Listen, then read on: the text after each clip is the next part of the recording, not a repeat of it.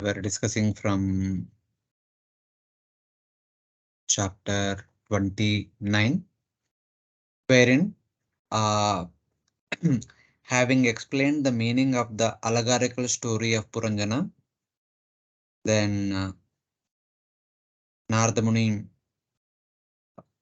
kind of informs Prajanaparis that instead of continuing to perform karma, you should practice bhakti. You should surrender to Supreme Lord, by which you will attain the highest benefit. Then Prachinabhari was thinking that yes, thank you very much. I will do it. But after my sons who have gone to perform austerities to please Lord Vishnu, when they return home, I'll make them the kings of this entire Bhumandala. Then I'll go to Vanaprastha or road to the forest and dedicate myself to serve the Supreme Lord and practice bhakti. So Narada Muni says that what is the guarantee that you will still continue to live till the time your sons return? You should take up immediately. So that was the direct speech, but indirectly Narada Muni was thinking that the karma is such a thing, it can influence anyone at any time. One becomes bewildered by the fruits of the karma. So one should not be too much attached to that. So in order to bring out the renunciation immediately in the heart of Prachinabari, Narada Muni speaks another allegorical story of a deer, which was very nicely listening to the music, observing at the beautiful flowers, and feasting on the grass in a particular garden, which is oblivion to what's going to happen next. There were a pack of wolves which are waiting for the deer to cross that garden and enter into the nearby area. And behind there is a hunter who is ready to shoot any moment of time. So ignorant of all these things, the deer is busy with enjoying.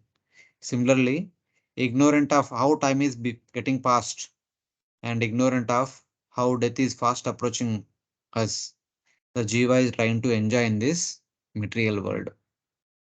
So then at the end, he says that find out the deer in which garden it is there and go and pick it up from there and bring it to a safe place so that it will be saved from the attack of wolves as well as the hunter.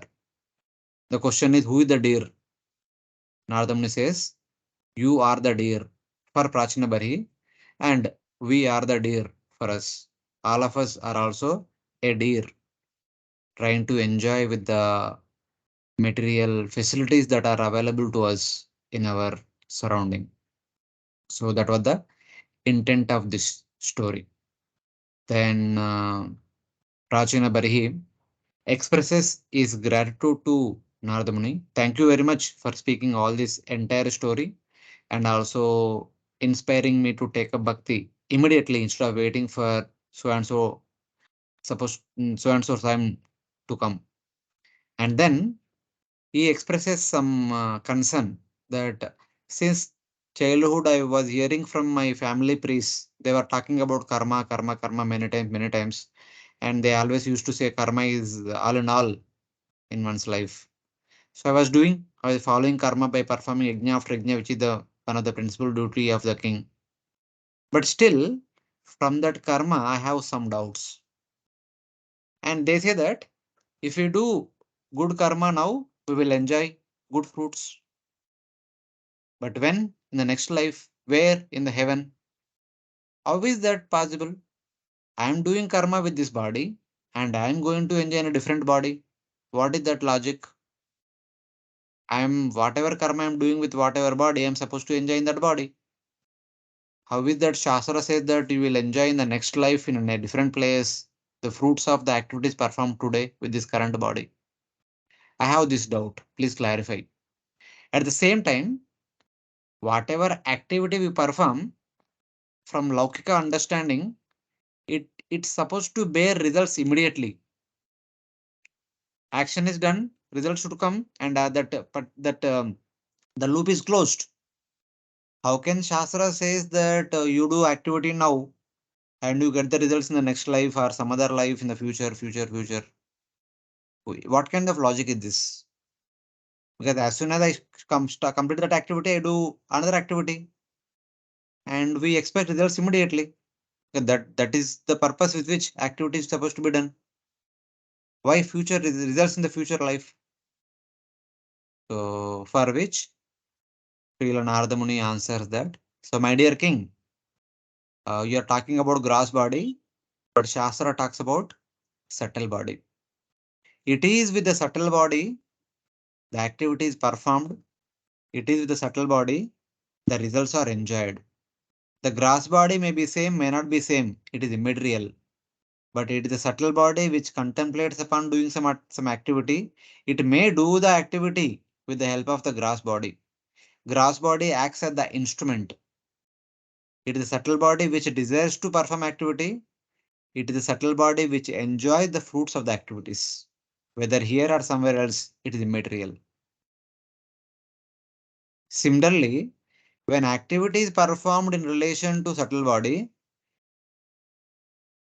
and fruits are also with subtle body, there is no disappearance of the activity or there is no disappearance of the gross body affects the results of the subtle body because the concepts either the conception or the association with the subtle with the activities continuously is there in the subtle body. It is never gone away because the subtle body thinks I and mine while performing the activity. Gross body does not have the facility to think about it. It is the subtle body which owns the action. It is subtle body which is entitled to enjoy the results. And he establishes it by explaining a dream analogy. Just like when a person is dreaming about some objects, he may not experience them in the daytime, but in the nighttime, in the dream, one experiences those objects. Even it goes to the extent that sometimes one may experience some unknown objects in the dream. That doesn't mean that the subtle body is imagining, the mind is imagining. It is not like that. The mind or the subtle body must have come in contact with those objects some lifetime in the past, and the images are stored in the mind, the subtle body, and they are popped up at a certain time. For example, it says that one has the experience of a mountain, one has the experience of ocean. In the dream, one will get a dream in such a way that there is a ocean on top of the mountain. Because they are two things experienced two different times, places, but the mind present them in combination, something like that. So we does not experience anything which we not experience in the past. Whatever we experience in the dream with us within the subtle body, because during the dream gross body is inactive, everything must have been experienced by the same subtle body sometime in the past. That's why we are getting those things in our dreams today. The dreams does not show something new today. It will only show those things which are in contact with in the past. So as long as the subtle body continues to exist, one's contact with the material world will continue. Even somebody may say that during deep sleep, we lose contact with the subtle body, just like during pralaya, the subtle body is completely destroyed. That means a person should have, if there is no, if you say that subtle body means action, subtle body means result, but during deep sleep and during pralaya, the subtle body is destroyed, completely gone away. Then what should be liberated? But says that no, subtle body simply becomes inactive during deep sleep, but the impressions are still there within subtle body. So when again subtle body becomes active, the action manifests once again. He gives one example. Just like a jiva when staying within the womb or a small boy, when the instruments are not yet developed appropriately so that they can perform activity, the jiva does not show the symptoms of some desires or liking or disliking so much. Only when the subtle gross body getting developed, then subtle body has a proper environment to express its desires. Till the time it is not. So same way, in the deep sleep or during pralaya, the subtle body apparently seems to be dead, but it is not dead. It is only inactive, like that of a embryo in the womb and an infant baby, where the gross body is not yet developed properly, so that subtle body does not express its desires.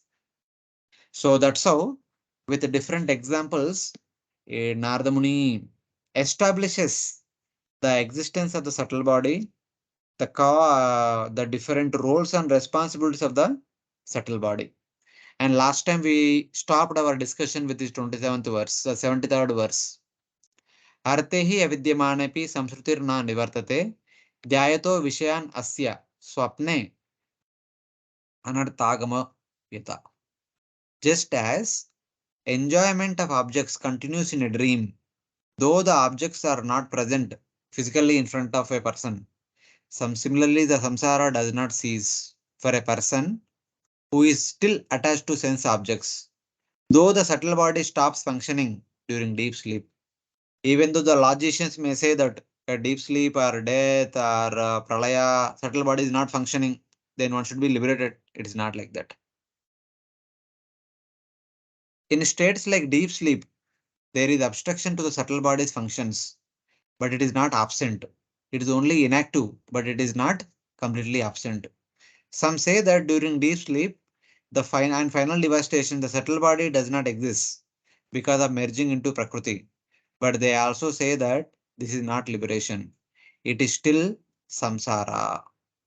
Even at the final pralaya, authentic pralaya, the jiva with one's own past karmas and past identities with one's karma and swabhava enters into the body of Mahavishnu, stays there sometime, and again the new universes are created. Then again enters into a new universe and continues to perform activities according to one's own desire. It is like that. So here example is shown. Just as a person who meditates on sense objects perceives forms for enjoyment in a dream, though the physical objects are not present. So throughout the day, if you meditate on some objects, the same things will come in the dream. Dhyato vishayam pumsha sangasteshu pajayate. That sangha may not be physical, but it can be like a dream if we meditate on some things like that. Similarly, in deep sleep, though the subtle body does not function, there is no liberation because of the impressions have not been destroyed. See, just like in a dream, we experience the objects about which we contemplate in the daytime. Even though physical object is not there, we get them in the dream. Mind creates them for us. Similarly, though in the deep sleep, the subtle body is sleeping, it is not functioning. Still, it should not be called as liberation because the impressions to enjoy the objects of the material world are not completely vanished. Thus, samsara continues to exist. Though subtle body becomes inactive during deep sleep or after death for some time before till the time next one gets the next body, or during pralaya till the time one goes to sleep in the Mahavishnu's body, subtle body might become inactive, but samsara does not end. It cannot be called as liberation. It will continue because the impressions are still stored in one's karma and swabhava along with the jiva, even when enters into the body of Mahavishnu. That's how the subtle body and one's desire to perform material activities and experience material sense objects continues to exist, and one's samsara continues to exist. So it's like that. So the only way one can attain liberation is to avoid material desires, material aspirations. Then one can pave one path back to Godhead. So like that, Narada Muni is inspiring Prachina Bari and all of us. So that's where we stopped. And today we will continue from text number 74 onwards. Okay. Anyone has any questions based on the previous discussions before we start today's discussion? No, Prabhuji. Thank you. Okay. Hare Krishna, Prabhu. Yes, Prabhu. Prabhuji, actually, I wanted to understand some details about how the mind creates. You told the example of mountain and ocean on top of the mountain. Mm, So individually, the objects are experienced by the person earlier, earlier. uh, but the combination is something that is something new. Actually, it is not experienced. Mm, So can we say that it is a imagination, but it is a combination like that? It is not. Prabhupada also gives the example of golden mountain. So gold is yes. experienced earlier, mountain is experienced earlier, Mm, but golden mountain is never experienced. So it yes. is something a creation of the mind. So No, it is not creation of the mind as per se, but the mind itself has two functions, Sankalpa and Vikalpa. okay, Sankalpa means popping up those objects which are in the current experience. okay, Vikalpa means fantasies.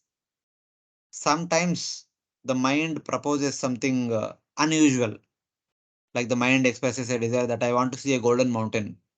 Because one had the experience of the gold as well as the mountain. So the fantasy is like to experience something in combination of both. So that's how the fantasies are fulfilled in the dream by showing something here and there. That's what is happening now in the movie. The movie industry is all about fantasy. Normally, what one cannot do, one can do in the movie. The movie is nothing but a dream. So it's like that. okay, Prabhu. Mm. It's a, of course, the combination is not usual, but that's what we want to have experience some fantasy, which is not usual. So mind does that for us. Okay. Mm.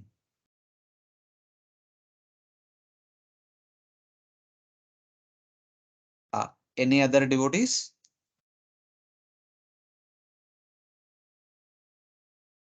Okay, we will continue. So Nardumni was speaking about subtle body for a long time. So our Prachinabari is asking, so what is the subtle body? You're talking about so much. So what it is made up of, what it consists of. So please tell me in detail about it. I only know about body. Body means body. Subtle grass, it's okay. Please tell me what is the subtle body. So now Nardamuni explains what is the subtle body. Evam panchavidam lingam त्रिवृत् षोडश विस्तृतम् एष चेतनया युक्तो जीव इति अभिधीयते. Someone read the The, translation. Mm. the five sense objects, the five sense organs, the five knowledge acquiring senses, and the mind are the 16 material expansions. These combine with the living entity and are influenced by the three modes of material nature. Thus, the existence of the conditioned soul is understood. Yeah. So the definition of subtle body is mentioned here. In the Bhagavad Gita, if you remember that chapter 7, I suppose 4 and 5 talks about the elements with which our body is made up of. Bhumirapo nalo vayu, kammano buddhirevacha, ahankaramiti amme binna prakriti ashtada. Earth, water, fire, ether combined together forms our grass body, and man buddhi ahankara forms our subtle body. Kam mano buddhirevacha ahankaram iti amme. Man, intelligence, man buddhi, and ahankara. The mind, intelligence, and ahankara. That's what we have studied in Bhagavad Gita.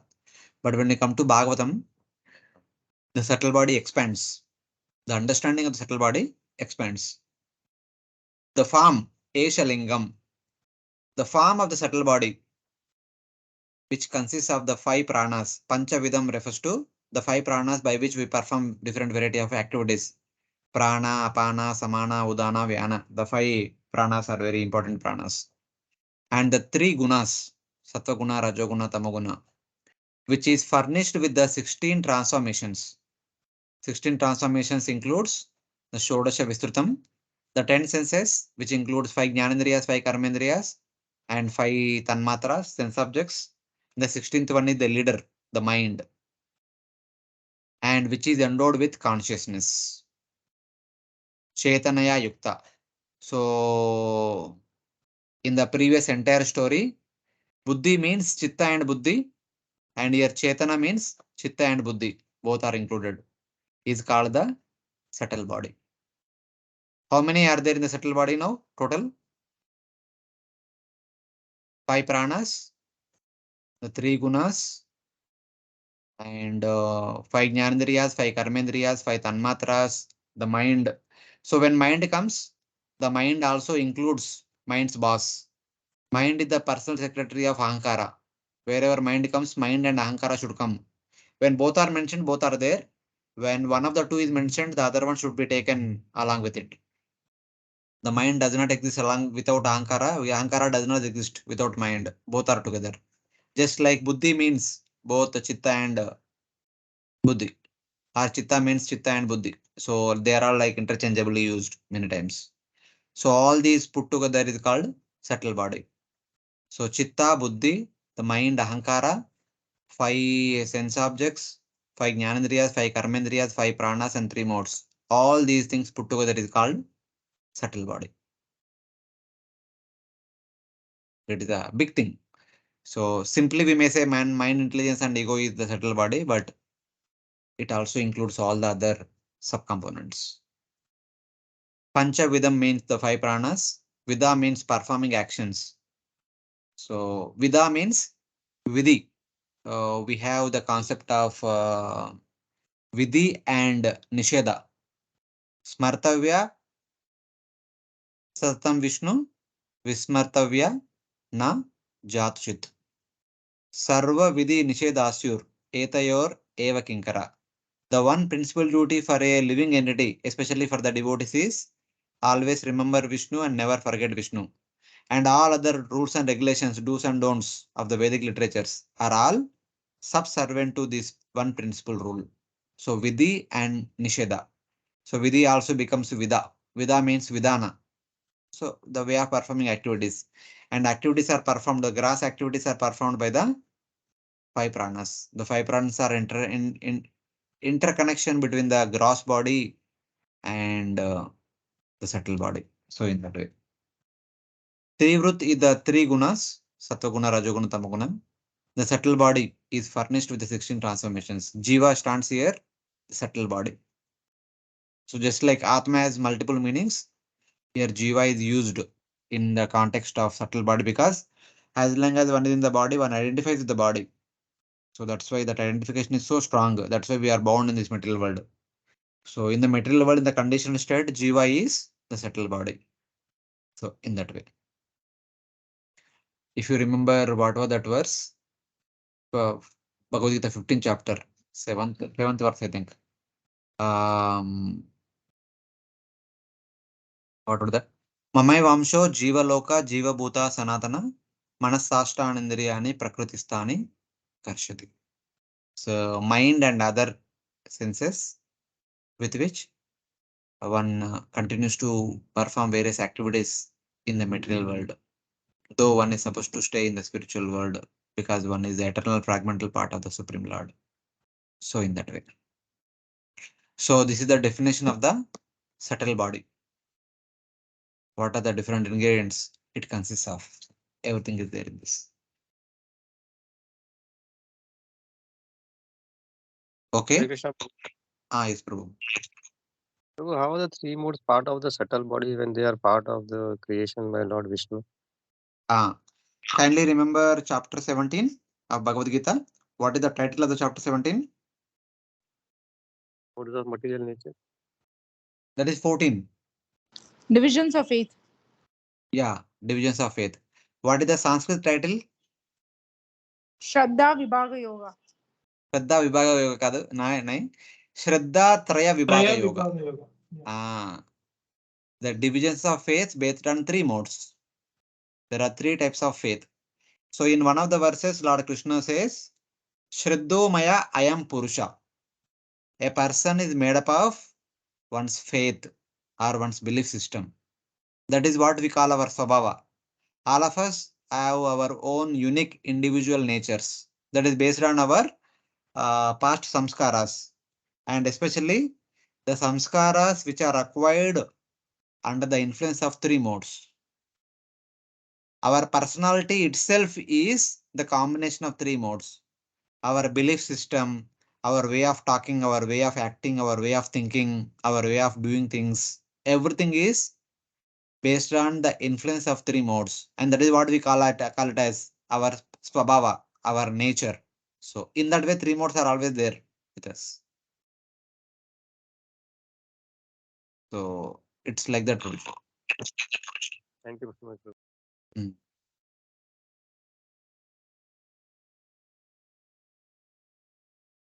Then Narada Muni further continues. Even this is there. This concept we discussed in our Bhagavad Gita also. The same chapter 15. In one verse, it is there. It is Lord Krishna says that Shrotram Shakshu Sparshanam cha Rasanam Granam Evacha Manastayam Adishtayam Vishayan Upasevate. The five Jnanendriyas, Shrotram, Shakshu, Sparshanam, Rasanam, Granam. These are the five Jnanendriyas. At the end, there is one Cha. That Cha indicates the five Karmendriyas. And the next line, Manas Chayam. Manas indicates the subtle body, Man, Buddhi, Ahankara, Chetana. And Cha indicates the five pranas. Prana, Samana, Vyana, Udana, etc. etc. So all these things put together is called our subtle body.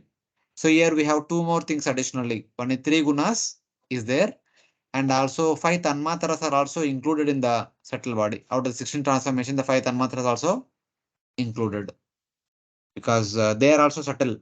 The Shabda, Rupa, Rasa, Gandha, Sparsha, they are also subtle. So they are also there with us. So in that way. That's how the role and the construction of the subtle body kind of expands as we study further and further. Yeah, that is the main thing. That is which binds us, which keeps us, and which also liberates us within or from this material world.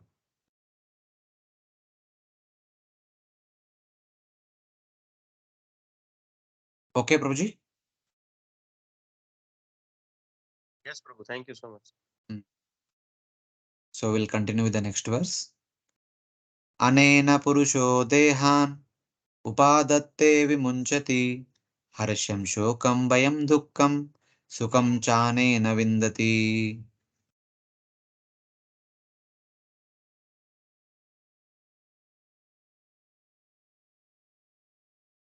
By virtue of the processes of the subtle body, the living entity develops and gives up gross bodies. This is known as the transmigration of the soul. Thus, the soul becomes subjected to different types of so called enjoyment, lamentation, fear, happiness, and unhappiness. Mm. So what the subtle body consists of is mentioned in the previous verse. And what does it do? What kind of results it is subjected to? That is mentioned in the current verse. Here it says that by this subtle body, which is made up of all the ingredients mentioned in the above verse, the jiva accepts different gross bodies. Purushaha dehan upadatte. Because of the desire, just like Lord Krishna mentions in Bhagavad Gita, for what purpose one takes up new gross body? Vishayan upasevate. For the purpose of enjoying the five sense objects in a different way. So in that way, by this subtle body, the jiva accepts different gross bodies and gives up those gross bodies. When the desires are fulfilled, one gives up the gross bodies and experiences joy, lamentation, fear, grief, happiness, etc. etc. Harsha, shoka, and bayam, sukham, dukkham. All these things are experienced by the subtle body. Cha is there, and also many other things which are not mentioned in the verse. So in that way, some examples are shown. Is not a big list. We might go through many other experiences also, but some of the prominent examples are shown here. Harsha, joy. Shoka, lamentation. Bhaya, fear. Dukkha, grief. And Sukham, happiness. As we studied in the first canto, that one of the verses in the seventh chapter, where Vyasdev writes that Yasyam vai shruyamanayam Krishne paramapurushe bhaktirutpatate pumsha shoka moha bhaya abha. The prominent experience that we go through is shoka, moha, and bhaya. So all those three will be removed when we take up hearing Srimad Bhagavatam. That means hearing Srimad Bhagavatam purifies the subtle body and also destroy the subtle body and will attain liberation. So then there will be no more symptoms connected to subtle body. So these are all the different things in connection to subtle body. Subtle body goes through the experience of all these different things. Harsha, Shoka, Bhaya, Sukha, Dukkha, etc. etc. So it is like that.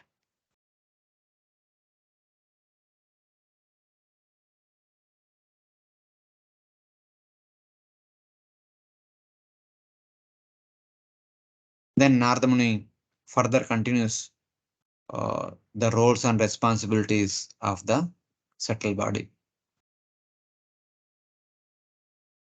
Yata trunajalookeyam napayati apayati cha jnatajainmriyamanopi prak deha bimatim jana yavat anyam na vindeta vyavadhanena karmanam mana eva manushendra bhutanam bhavabhavanam. The caterpillar transports itself from one leaf to another by capturing one leaf before giving up the other. Similarly, according to his previous work, the living entity must capture another body before giving up the one he has. This is because the mind is the reservoir of all kinds of desires. Next verse. Hare Krishna. Yes, Mataji. So here, with an example, Narada Muni continues how, with the help of subtle body, one gives up the old body and accepts new body, and how the subtle body interconnects both these things. So that is given with an example. Truna Jeluka. So it is something hearing first time. It is caterpillar. Just as a caterpillar does not give up one leaf while moving to the next leaf. The caterpillar, what it does, slowly, it lifts up the front portion and expands and touches something new. And the lifting up portion gradually moves from front to the behind. So slowly, it goes ahead. That's how the caterpillar moves ahead. So it does not leave behind the old leaf completely and jump onto the new leaf. Instead, half the portion of its body, then the old leaf, and other portion will moving in the air catches the next one. And after catching the next one, remove the first one and again moves that remaining part of the body to the next leaf. So like that. Similarly, the jiva does not give up his previous identity even while dying until he accepts another body by firmly holding his karmas. So this particular line will help us understand how sometimes some people able to remember their past life. Not everyone, but some people remember their past lives because that identity with the past body is still there. So they continues to have those memories even after entering into a new grass body. And especially we have studied in the teachings of Lord Kapila in one of the chapters that the growth of the embryo in the womb. There we studied during the 7th month. The jiva get the remembrance of the past 100 lifetimes activities, but the more vividly the recent past life, because that is the life for which he is most attached to. So in that way, the old one is like distance attachment, then recent one is the greatest attachment. In that way it is said. The same way, this is how it happens.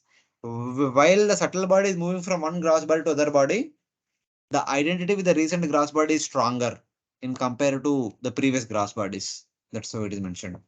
O king of men, Manushyendra, the mind of living beings is the cause of repeated birth. Because the mind is the storehouse of all the experiences. So in that way, mind is the cause of repeated cycle of birth and death. So in that way, of course, the mind should be replaced with subtle body. The subtle body is the cause of one's repeated birth and death. In that way, because one's attachment with the strong recent body is the strongest. So that leads to many of the future bodies. So in that way, there is no cessation of false identity at the moment between rejecting one body and accepting another. So one may say that one time once the person is dead, once one is gone, when he enters into the new body, everything is new. It is not like that. The impression with the recent gross body continues to exist even after taking new birth in the new womb in the new body. Still, the previous impressions continue to exist. But eventually, when starts performing newer set of activity in the new body, one forget the previous impressions. But some people will remember more vividly. Some people remember only the conceptions, the way of performing things, the mentalities, the belief system. That is a continuation of the previous life. So in that way, the example is the caterpillar does not give up one leaf while traveling to the next leaf. So in that way. Similarly, holding firmly the karmas which decide the next body, a jiva accepts another body. The topic is then summarized. So this is the last verse, at least in that sequence, the explaining the answer to the two questions which Prachinabari asked to Nardamni. So this verse summarizes the answer to all. Summary means closes the answer to those verses. So in that way.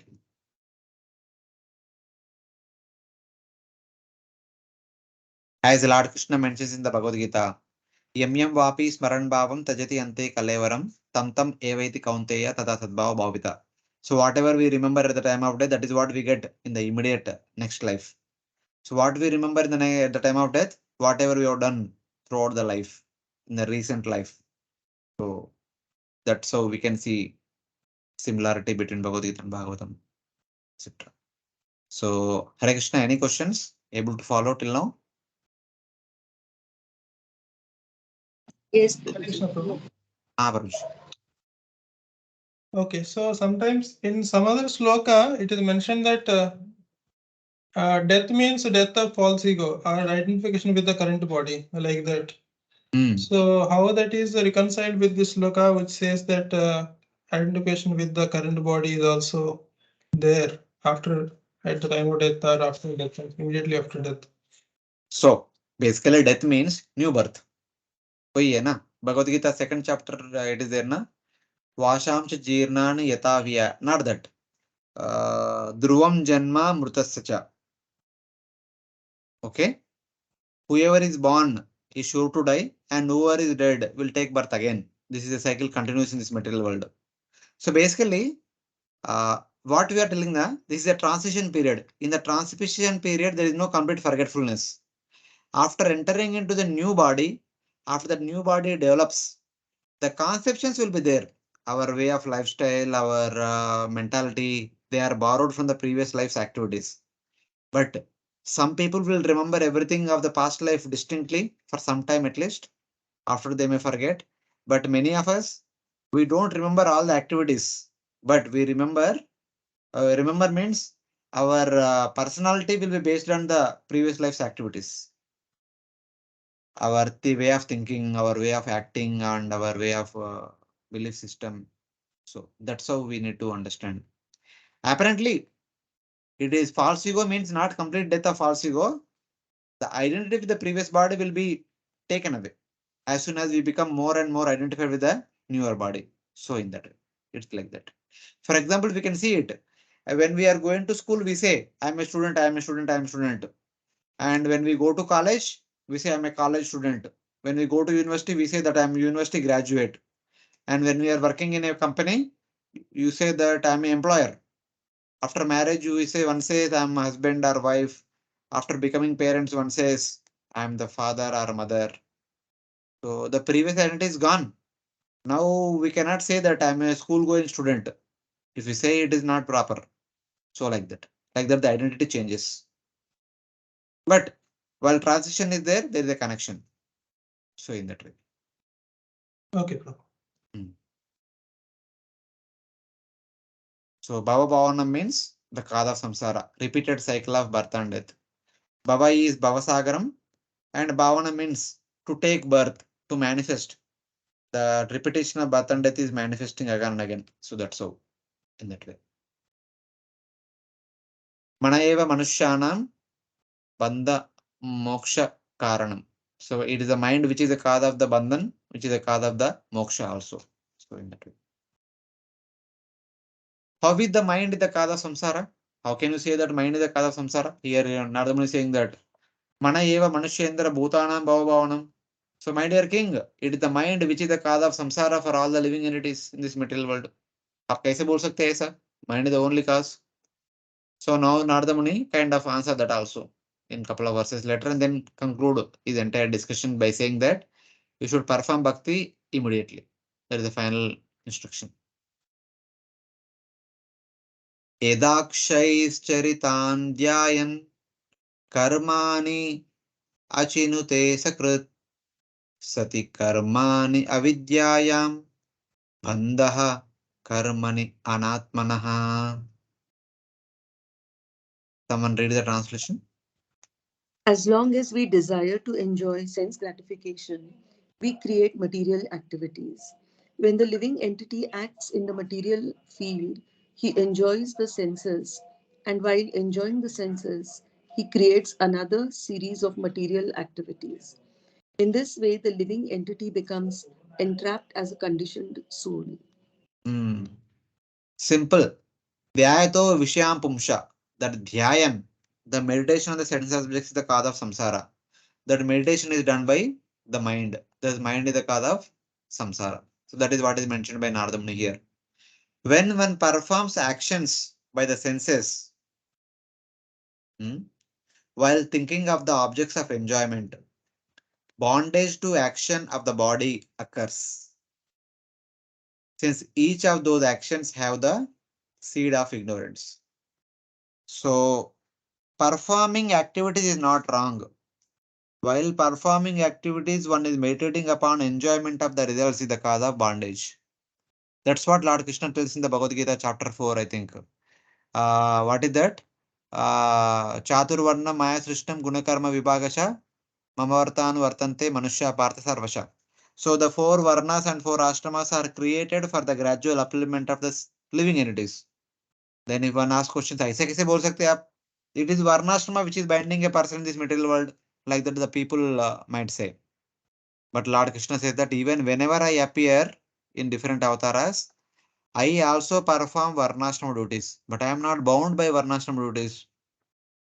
So one may say, ऐसा कैसे हो सकता है? हो सकता है. The formula Lord Krishna tells. Namam karmani limpanti. None of the varnashrama duties bind me. Why? Name karma phalai spruha. While performing the varnashrama duties, I don't meditate upon enjoying the results of those duties. I perform the duties because I have to perform. I perform the respective varnashrama duties because I have been born in a particular family which has connected to some particular varna and ashrama, and I perform the duties of that particular varna and ashrama according to the time place circumstances as per the need of the hour, but not to enjoy the results. I only do them as a matter of duty. That kind of concept will never bind any person. Otherwise, thinking of the karmas, thinking of the results of the karmas and performing the karmas will cause one's bondage. Yajnartat karmano, anyatra lokoyam karma bandhana. A karma should be performed as an offering to yajna. Then karma does not bind. Otherwise, in all respects, karma binds one in this material world. So in that way, the same thing is mentioned here. That was the principle which Lord Krishna establishes in the Bhagavad Gita. So one should perform all the activities, but not with the mentality to enjoy the results, then one is not bound. If one performs activity with the mentality to enjoy the results, one is bound by the results, whether pious results or impious results. Both the way, one is bound in the material world. So that is the understanding. That's how the mind causes the bondage. While one meditates on the objects of enjoyment, charitam, charitan, one's bondage is created. Because each act has ignorance as its seed, bondage to the action of the body takes place. Because in the material world, every activity that we perform, it is a combination of three modes. Every activity has a portion of mode of goodness, mode of passion, mode of ignorance. Only bhakti activities have no modes because bhakti is nirguna by its constitutional position. All bhakti activities are nirguna activities. All other activities are all saguna activities, including sakama karma, nishkama karma yoga, jnana yoga, and ashtanga yoga. All these activities are all part of three gunas. Only bhakti is beyond three gunas. So bhakti activities have no influence of gunas in that sense. So and hence there will be no bondage. So any other activity has some component of mode of ignorance and mode of passion, even mode of goodness also. They tend to bind one in this material world. So in that way, you are able to follow this concept.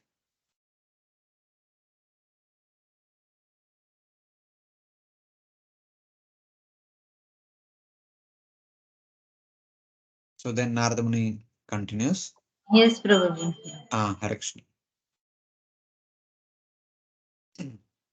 Atastad apavadartam भज सर्वात्मना हरिं पश्यं तत् आत्मकं विश्वं स्थिति उत्पत्ति अप्ययता. You should always know that this cosmic manifestation is created, maintained, and annihilated by the will of the Supreme Personality of Godhead. Consequently, everything within this cosmic manifestation is under the control of the Lord. To be enlightened by this perfect knowledge, one should always engage himself in the devotional service of the Lord. Yeah. This is the final instruction to Prachina Bari. Narada Muni is stopping, concluding his discussion here. Therefore, having understood the meaning of the allegorical story, having understood the urgency of the matter by hearing the second allegorical story, having understood the purport of the past of the entire story that I have mentioned, and having understood the nature and roles and responsibilities of the subtle body, having understood the importance of liberating oneself with the help of the subtle body, etc., etc., finally says that please practice bhakti. Therefore, to counteract the ignorance, which is the cause of bondage, seeing the Supreme Lord as the whole universe, worship the Lord, who creates, maintains, and destroys the universe with all your heart. So, my dear king, you are doing all the yajnas after yajnas for the purpose of maintaining the praja of your kingdom and maintaining yourself and hoping to enjoy in Swarga. But understand that this universe has been created by the Supreme Lord. It is maintained by the Supreme Lord. It will be annihilated by the Supreme Lord. People like you and me come and go, but the Supreme Lord and the universe will continue to exist. So, see the Supreme Lord who manifested the whole universe, which is his Vibhuti, and worship the Supreme Lord who creates, maintains, and destroys the universe with all your heart. Sarvatmanaya Sharanam Sharanyam Gato Mukundam Parihutte Kartum. So, something like that. With your Manasa Vacha Karmana. So, worship that Supreme Lord. That will, till now you are worshipping the Yajna. You are worshipping the Devatas by performing Yajna. Now on, worship the Supreme Lord who is the ultimate creator, ultimate maintainer, ultimate destroyer. Thus, you will attain the final destiny or the highest result. So this was the final instruction. Enough is enough what you have done with respect to karmas. Now practice bhakti with full heart. This is the final instruction. Then Maitreya talks about Narada's departure and Prachinabari's perfection and phalasruti for all the audience in the remaining verses of the chapter. Maitreya uvacho Bhagavata mukyo Bhagavan Narado hamsayorgatim pradarshayai amum atmantriya siddhalokam tatogamat. The great sage Maitreya continued. The supreme devotee, the great saint Narada, thus explained to King Prachinbari the constitutional position of the supreme personality of Godhead and the living entity. After giving an invitation to the king, Narad Muni left to return to Siddhalok. Narada Muni departed. Maitreya says, the chief devotee, Narada, after showing the nature of the Jiva and of the Lord, Hamsayo Gatim Pradarshya. Hamsa is plural here. So Jiva as well as the Paramatma both are like Hamsa, because we previously saw that two Hamsas are playing in the lake of Manasa lake for many thousands of years. So that both Jivatma and Paratma are situated in the core of the heart. So in that way, he talked about both of them through this allegorical story unto the king. And taking permission from the king, Narada Muni departed for Siddhaloka. Siddhaloka Magamat means Siddhaloka is basically Maharloka, Janaloka, Tapaloka, Satyaloka. All these four lokas are called Siddhalokas. The Jnanis and Yogis who, by the practice of their austerities, they are promoted to upper planetary systems. So these four lokas are called Siddhaloka. They are inhabited by perfected beings. So in that way. Hamsayo means the Jiva and the Supreme Lord, both.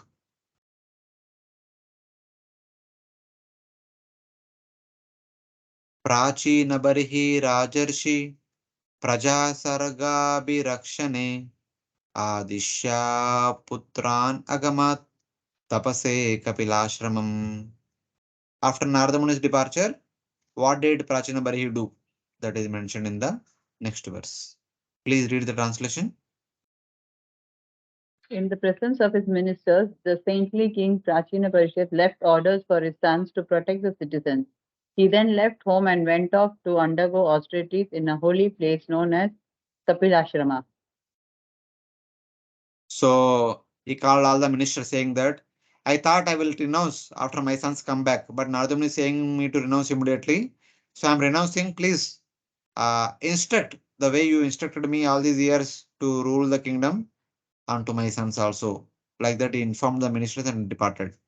The saintly king Prachinabari, after ordering his sons to protect the citizens, went to the Kapila's hermitage to perform austerities. He gave orders to his ministers since his sons had not yet returned from their austerities.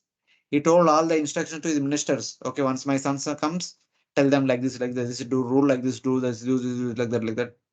And he gave all the information, what to do, what not to do to the ministers, and he departed to the forest. He requested the ministers to look after the kingdom till the time his sons come back.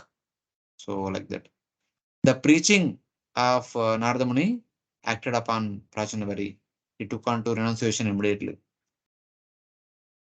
And having gone to Kapilashram, what did he do? Tatraikagramanadhiro Govindacharanambujam Vimukta Sangonubhajam Bhaktya Tatsamyatamagat. Having undergone austerities and penances at Kapilashrama, King Prachinabari attained full liberation from all material designations. He constantly engaged in the transcendental loving service of the Lord and attained a spiritual position qualitatively equal to that of the Supreme Personality of Godhead. There in Kapilashram, by fully concentrating his mind on the Supreme Lord, while being free of material contamination, and continually worshipping the lotus feet of the Supreme Lord Govinda, Govinda Charanambujam Anubhajam, continuous worship of the Lord's lotus feet. He attained Sarupya Mukti by his devotional service. Thus, Samyata Magat means he attained the similarity of the Supreme Lord. He attained Salokya, Sarishti, Samipya, and Sarupya. Same form means the rest all will be automatically obtained. He attained form similar to that of the Supreme Lord in the Vaikuntha. So, this is the result of following the instructions of Sri Narada Muni and practicing everything as he instructed. He attained Sarupya Mukti. Samyata means similar form, Sarupya. So, this is the end result of allegorical story of Puranjana. In the life of Prachina Barhi, the same thing happens for anyone else, will also attain same result. So, in our book, Bhagavatam as a Seeker Journey, I have presented this topic like this. Since Vidura is hearing from Maitreya about how Narada Muni is preaching forcefully onto Prachina Bari, one yajna after other yajna, he had taken to renunciation immediately and eventually attained Sarupya Mukti. Similarly, Vidura goes to Hastinapur and speaks to Dhritarashtra very harshly because though he had not performed bhakti since the beginning, he never taken care of the devotees, the Pandavas nicely.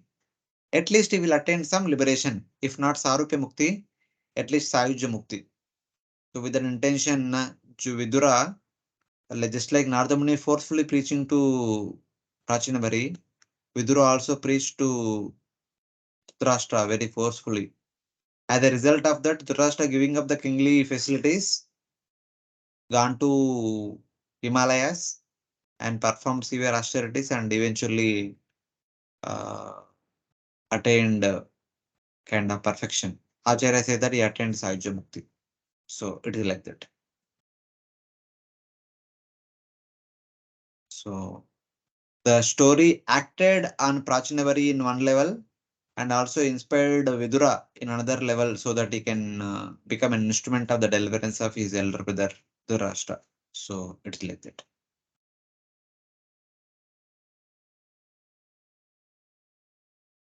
Etat adhyatma paroksham gītam devarshi nanaga yas shravayet yashrunuyat salingena vimuchyate. My dear Vidura, one who hears this narration concerning the understanding of the living entity's spiritual existence, as described by the great sage Narada, or who relates it to others, will be liberated from the bodily conception of life. Here the word comes Adhyatma.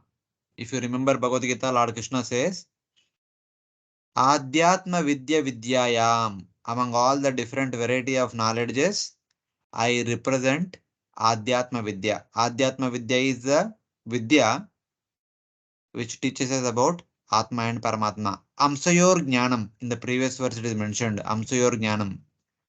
So this story is actually talking about the knowledge of Atma and Paramatma, but through the medium of a allegorical story. That's why it is said, Adhyatma Paroksham. O sinless Vidura, one who hears or makes others hear. Ya Shravayet, Ya Shrunuyat. One who hears or makes arrangement in such a way that others will hear the story. This allegorical story of the spiritual life. Etad Adhyatma Paroksham Geetam. Sung by Narada. Becomes free from the subtle body. Lingena Vimuchate.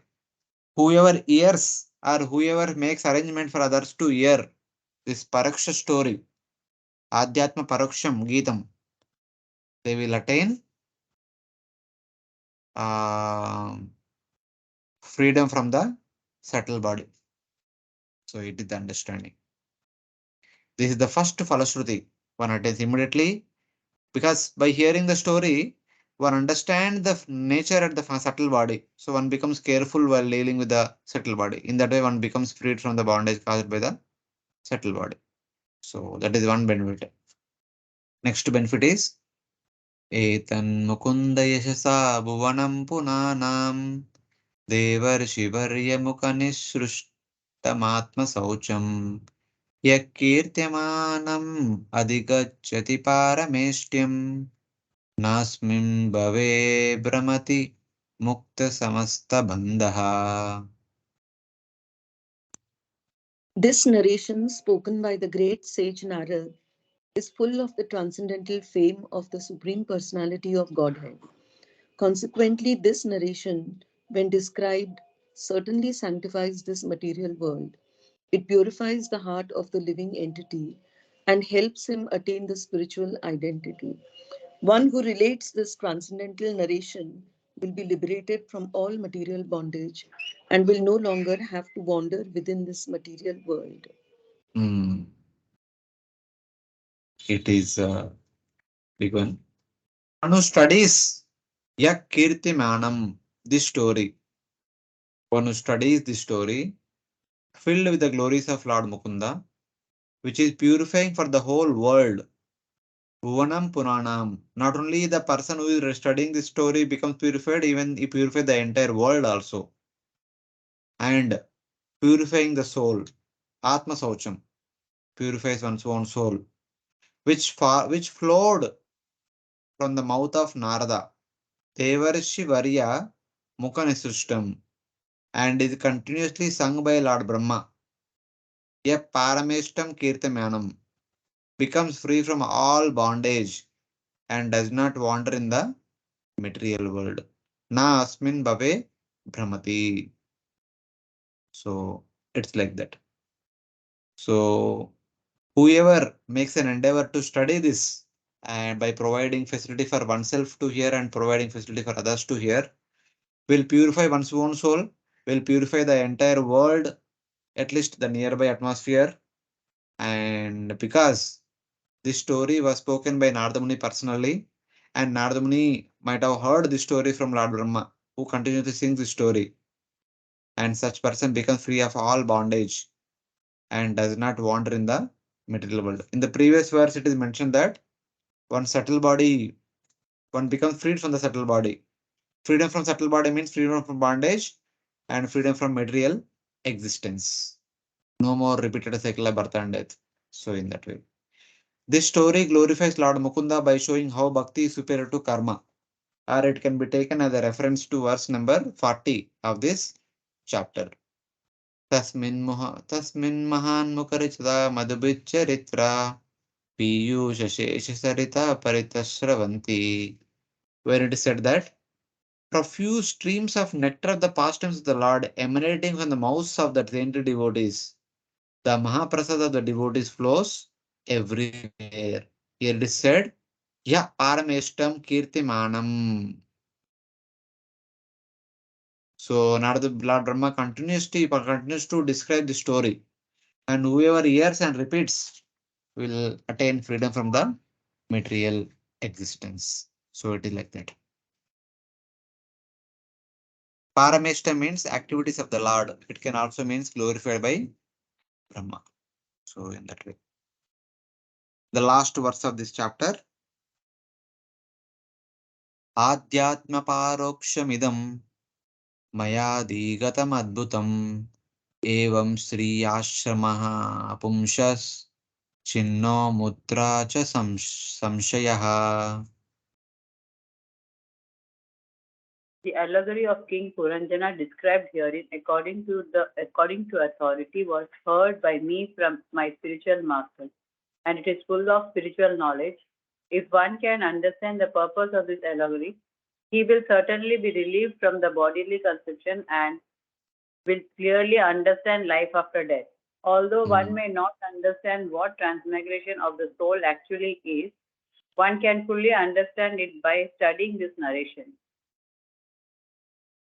Yeah, this is the final phalasruti. He talks about himself. I have studied this astounding spiritual allegory. Idam adbhutam adhyatma paroksham. By doing this, I am free from ahankara and doubts. Sriyashramaha samshaya. I became free from ahankara and doubts concerning how one experiences karma in the next life. So this is Maitreya's personal experience. Having heard this story, having taught this story to many people, and today you, my dear Vidura, I am free from Ahankara and doubts concerning how one experiences karma in the next life. Any doubts about cycle of transmigration? I am completely freed of all those things. So, what do you mean by Sri Ashramaha? Mean the shelter of intelligence, Ahankara.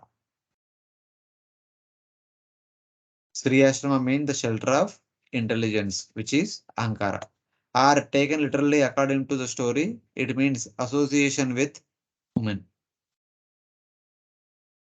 Doubts about how one enjoy the results of karma in the next life are also destroyed by the answer to the question asked by Maitreya. So, sorry, a question asked by Prachina Bari. So, this is how this chapter is concluded by our Ardhamani. So, in that way, we have seen the last part of the chapter. Any questions till now based on this chapter? Hey Krishna, Yes, that is Mataji. Prabhuji. Prabhuji, like I have not heard everything in detail. Maybe I have missed something, but like I was wondering that what kind of sadhana Prachinbar he performed after he got means after he received the instructions from Narada Muni, because all throughout the life he was acting means all the karmic activity he was performing, the yagyas and all that. But after that, whatever sadhana he performed, he got elevated to the level that he got Sarupya Mukti. So I was wondering, like, how long he performed the sadhana and what kind of sadhana he performed in the. You can take the example of Dhruva Maharaj. Whatever sadhana Dhruva Maharaj performed or Prithu Maharaj performed, having gone to Vanaprastha order. So, at least he's coming in the close proximity of Prithu Maharaj only. So, similar sadhana he must have followed. So, he attained perfection accordingly. So, in that way, details are not mentioned in every pastime, but more or less things are of similar nature. When one goes to Vanaprastha, what kind of bhakti one practices, they are all similar. Okay, because it's quite hope giving that at any stage we can we can take up really the serious practice, and that also will give us result. Means okay, all this time we have means at least I have wasted the time, but now if we take it up seriously, still we have the hope, like Yeah, of course, that is the purpose of Srimad Bhagavatam.